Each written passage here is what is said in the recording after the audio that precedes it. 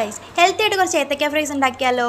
Come on. അപ്പോൾ അതിന് മുമ്പ് നമ്മൾ പാനൊക്കെ ഒന്ന് കഴിവൃത്തേക്കുന്ന വളരെ നന്നായിരിക്കും. ബിക്കോസ് നമ്മൾ ഇന്ന് ഇതിലാണ് ഉണ്ടാക്കാൻ പോകുന്നത്. ഞാനിവിടെ നെയ്യ് ഏത്തക്ക മാത്രമേ എടുത്തിട്ടുള്ളേ. ഏത്തക്ക ഇതുപോലെ കുനുകുനാന്നരിയണം.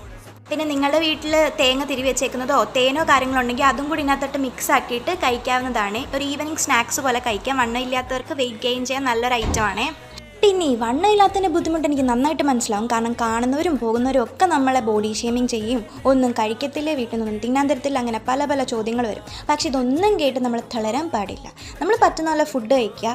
അതുപോലെ ദാണ്ട് ഈ പറയുന്ന കണക്ക് വൈകിട്ട് ഇതുപോലത്തെ എന്തെങ്കിലും സ്നാക്സ് ഐറ്റംസ് കഴിക്കുക. രാത്രി എല്ലാ ദിവസവും ഏത്തക്ക കഴിക്കാൻ ശ്രമിക്കുക. പിന്നെ മുട്ട, പിന്നെ നമ്മൾ ഫുഡ് കഴിക്കുന്നതിനെക്കാട്ടിലും കുറച്ചുകൂടി ഇരട്ടിയായിട്ട് ഫുഡ് കഴിക്കാൻ ശ്രമിക്കുക. ഇതൊക്കെ തന്നെ മതി. പിന്നെ പതുക്കെ ടൈം അനുസരിച്ച് നിങ്ങൾ വണ്ണം വെച്ചോളും. ഞാനിപ്പോൾ തന്നെ കഷ്ടപ്പെട്ടാണ് 3 കിലോ കൂട്ടിയത്. ഇനിയിപ്പം എന്തെങ്കിലും ഒരു പനിയോ കാര്യങ്ങളോ വന്നാൽ മതി പെട്ടെന്ന് ഇത് പോകാനും. അപ്പോൾ അത്രയുള്ള വീഡിയോ പുതിയൊരു വീഡിയോ ആയിട്ട് വരുന്നവരേക്കും ടാറ്റ. അപ്പോൾ എല്ലാവരും ഒന്ന് ട്രൈ ചെയ്ത് നോക്കേ.